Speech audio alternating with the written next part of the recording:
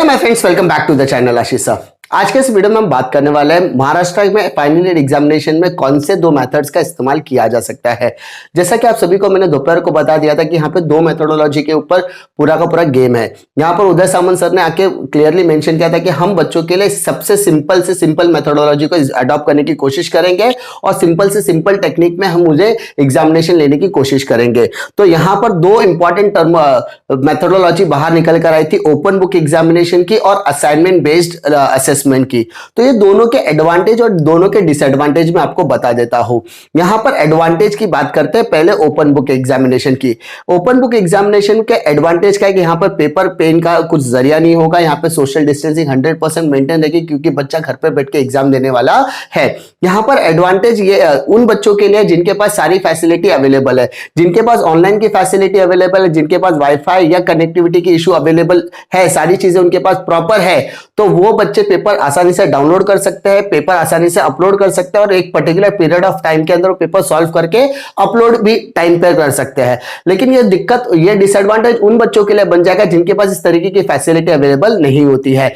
लेकिन अगर state government या यूनिवर्सिटी, बाकी ऑल स्टेट की यूनिवर्सिटीज, क्योंकि बच्चे बहुत ज्यादा रिमोट एरियाज में जा चुके हैं, वहां के डिस्ट्रिक्ट कलेक्टर ऑफिसर्स या उनके एजुकेशनल ऑफिसर से बातचीत करके अगर वो बच्चों के लिए स्पेशल अरेंजमेंट करते हैं उस पर्टिकुलर एरिया में, या किसी और स्टेट में बच्चा मूव हो चुका है और उस एरिया में जाकर उस बच्चे पर्टिकुलर बच्चे को अगर एग्जामिनेशन सपोर्ट दिया जाता है, तो ये ऑनलाइन एग्जामिनेशन कहीं ना कहीं ओपन बुक एग्जामिनेशन बच्चों के फेवर में जा सकता है। लेकिन इसके लिए गवर्नमेंट का सपोर्ट और यूनिवर्सिटी का सपोर्ट बहुत ज्यादा लगने वाला है। बाकी के जितने भी यूनिवर्सिटीज है, बाकी की जितने भी स्टेट्स है, उनके डिस्ट्रिक्ट ऑफिसर, उनके एजुकेशन ऑफिसर का कोऑर्डिनेशन यहां पर बहुत ज्यादा इंपॉर्टेंट रोल प्ले करेगा, जिन बच्चों के पास इस तरीके की फैसिलिटी अवेलेबल नहीं होती है। क्योंकि हमने दिल्ली यूनिवर्सिटी के अंदर देखा कि पेपर अपलोडिंग और डाउनलोडिंग करने में बहुत ज्यादा दिक्कतों का सामना करना पड़ रहा था, बच्चे बहुत ज्यादा हताश थे, वहां पे जो ऑफिसर्स थे वो भी बच्चों को ज्यादा कोऑर्डिनेशन नहीं कर पा रहे थे। फाइनली उस सारे एग्जामिनेशन कैसे ना कैसे ले लिया गया, बच्चों ने सबमिशन किया और उनको श्योरिटी भी मिल गई कि हमारा एग्जामिनेशन भी हो गया है। तो ओपन बुक एग्जामिनेशन कहीं ना कहीं हमारे लिए फेवर में जा सकता है, लेकिन हमारे लिए वो सारी फैसिलिटी अगर अवेलेबल करा के दी जाए तो। अगर हमारे पास कनेक्टिविटी है तो कोई इशू नहीं, कनेक्टिविटी नहीं है तो अगर यूनिवर्सिटी अरेंजमेंट करता है तो हमारे फेवर में जा सकता है।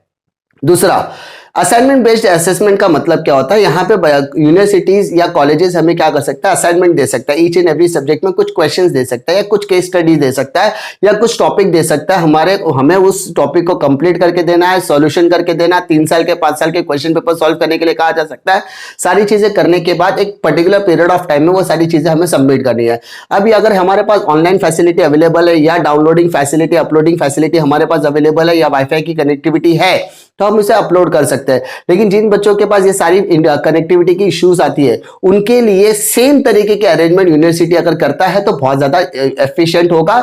जो बच्चे रिमोट एरियाज में चले गए हैं, गांव में चले गए हैं, अलग स्टेट में चले गए, उनके लिए वो कलेक्शन सेंटर के इंतजाम करे तो ज्यादा अच्छा होगा। या बच्चा अपने घर से बैठ के या गांव में बैठकर अगर वो चीजें कुरियर कर देता है तो भी उसके फेवर में जा सकता है। तो ये सारी अरेंजमेंट करने के बाद अब बात करते हैं ओपन बुक एग्जामिनेशन और असाइनमेंट में सबसे बेटर ऑप्शन क्या है। तो बेटर ऑप्शन की अगर मैं बात करूं तो असाइनमेंट बेस्ड है, क्योंकि यहां पर आपको सारी चीजें रेडीमेड करके दी रहेगी। आपको सिर्फ उन चीजों को इंप्लीमेंट करना है, उन चीजों को समझना और उन चीजों को लिखकर आपको सबमिट करना है, इधर ऑनलाइन या ऑफलाइन, दोनों में से जो गवर्नमेंट सजेस्ट करेगा, यूनिवर्सिटी सजेस्ट करता है। ओपन बुक टेस्ट में सबसे ज्यादा इश्यू क्या आता है, ओपन बुक एग्जामिनेशन के बारे में लोगों की मिथ है, मिथ यानी लोगों की गलतफहमी है कि यहां पर क्वेश्चन दिया जाएगा या 2 क्वेश्चन 3 क्वेश्चन को मर्ज किया जाएगा और आपको आंसर्स करना होगा। ऐसा बिल्कुल नहीं होता ओपन बुक एग्जामिनेशन में। यहां पर ओपन बुक एग्जामिनेशन के अंदर जो क्वेश्चंस दिए जाते हैं वो 3 लेवल पर सेट किए जाते हैं। एक होता है आपका नॉलेज के ऊपर, एक होता है कॉम्प्रिहेंसिव और एक होता है क्रिटिकल थिंकिंग। नॉलेज यानी आपने जो सिलेबस कवर किया उस सिलेबस के हिसाब से आपको कुछ क्वेश्चन पूछे जाएंगे, वो नॉलेज बेस्ड होता है। दूसरा होता है हमारे क्या, कॉम्प्रिहेंसिव। कॉम्प्रिहेंसिव का मतलब हम लोगों को मल्टीपल चॉइस क्वेश्चन दिया जाएगा या फिर हमें मैच द कॉलम दिया जाएगा या पैराग्राफ दिया जाएगा। पैराग्राफ में भी क्वेश्चंस दिए जाएंगे, पैराग्राफ को आपको पढ़ना है, पढ़ने के बाद वो पैराग्राफ को आपको समझना है और समझने के ऊपर नीचे 4 क्वेश्चन दिए जाएंगे और वो 4 क्वेश्चंस पढ़ने के बाद आपको जो चीजें रियलाइज होती है, जो चीजें समझ में आती है, आप उसका आंसर लिख सकते हो। और तीसरा होता है क्रिटिकल थिंकिंग। क्रिटिकल थिंकिंग का मतलब होता है केस स्टडी। यहाँ पर एक सिचुएशन आपको दिया जाएगा, वो सिचुएशन में आपको उस पर्टिकुलर सब्जेक्ट में कौन सा कॉन्सेप्ट लग सकता है उसको बताना होगा और उसके हिसाब से उसका सॉल्यूशन भी आपको बताना होगा। लेकिन मैं दोनों के दोनों मेथड के सपोर्ट में, क्योंकि यहाँ पर बच्चों का के अंदर जो सबसे पहला इंपॉर्टेंट है कि सोशल डिस्टेंसिंग मेंटेन करना, बच्चों की सेफ्टी एंड सिक्योरिटी है, तो ये दोनों ही केसेस में सेफ्टी एंड सिक्योरिटी बहुत ज्यादा तक मेंटेन होगी, सोशल डिस्टेंसिंग 101% मेंटेन होगी, क्योंकि बच्चा घर से बाहर निकल ही नहीं रहा है, एग्जामिनेशन का एग्जाम भी हो गया, बच्चा घर पे सेफ भी है, यहाँ पे कोई भी प्रॉब्लम आने वाली नहीं है।